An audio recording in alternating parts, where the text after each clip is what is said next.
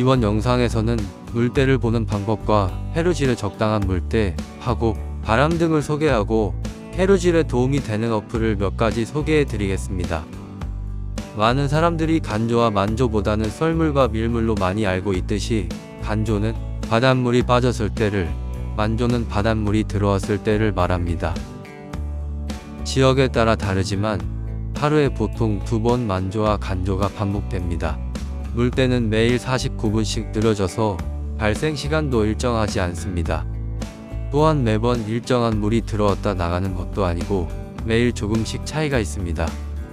간만에 차가 가장 적은 날인 1물로부터 15물까지 총 15개의 물때가 반복되는데 그중 바닷물의 양이 가장 많이 빠지는 날을 살이, 가장 적게 빠지는 날을 조금이라고 부릅니다.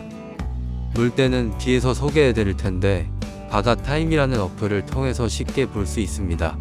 여기 나와 있는 예를 통해 설명드리면 오늘은 9물입니다. 6시 23분이 최대 만조 시간이며 이때의 물 높이는 746cm입니다. 이전 간조가 00시 40분에 있었는데 이때 물 높이가 96cm였고 6시 23분 만조 때 650cm가 차올랐기 때문에 기존 물 높이 96cm에서 650cm가 불어난 746cm가 6시 23분 만조 때의 물 높이가 되는 것입니다. 그렇다면 해루질을 하려면 언제가 좋을까요? 해루질은 물이 더 많이 빠지는 7에서 8물 전후 간조 물때에 하는 것이 가장 적합합니다. 바닷물이 많이 빠지는 시기라서 행동 반경도 넓어질 뿐 아니라 만조에 들어온 생물체들이 미처 빠져나가지 못했을 가능성이 높기 때문입니다. 그래서 간조 시간에 딱 맞춰서 해루질을 하는 것이 아니라 간조 약 2시간 전에 도착하여 바닷물이 빠져나갈 때를 노려야 조과를 높일 수 있습니다.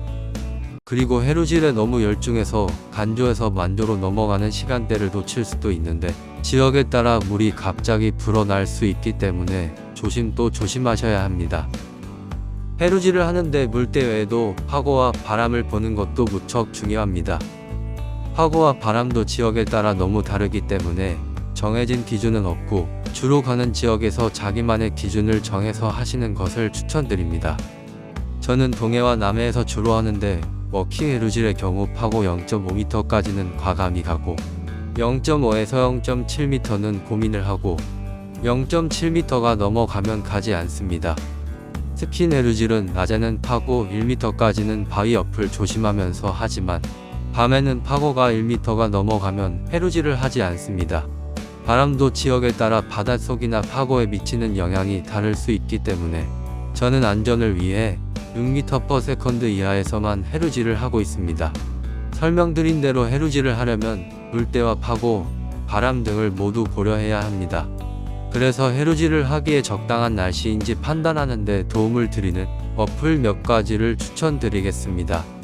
먼저 바나나X와 WSB팜입니다. 이 어플들의 가장 큰 장점은 동해, 남해, 서해의 파도 상황을 웹캠으로 실시간으로 확인할 수 있습니다. 하지만 단점은 제공되는 지역이 한정적이라서 내가 가고 싶은 지역은 확인할 수 없는 경우가 많습니다. 그래도 해루질을 하려고 가는 지역 근처를 보고 바다 상황을 판단하는데 도움이 많이 됩니다. 물때와 관련한 어플은 바다타임을 추천드립니다. 해루질이나 낚시를 하는 사람들에게는 필수 어플인 만큼 많은 사람들이 사용하고 있습니다. 거의 우리나라 전 해역에 물때가 소개되어 있고 만조와 간조 시간과 물이 얼마나 빠지고 들어왔는지와 그때의 물 높이 등을 상세히 알려줍니다. 하지만 여기에서는 풍속과 파고는 대략적으로 제공하기 때문에 불편한 점이 있습니다. 그래서 풍속과 파고에 관한 좀 더 자세한 정보는 윈드파인더에서 볼 수 있습니다. 여기에서는 3시간 단위로 풍속, 기온, 온도, 파고, 조수 간만의 차를 제공합니다. 특히 풍속과 파고를 상세히 알 수 있는 것과 10일 후까지의 예상 날씨를 제공하는 것이 가장 큰 장점입니다. 지금까지 해루질에 적당한 물때와 파고, 바람을 보는 방법과 도움이 되는 어플을 몇 가지 소개해드렸습니다. 조금이나마 도움이 돼서 안전한 해루질이 되셨으면 좋겠습니다.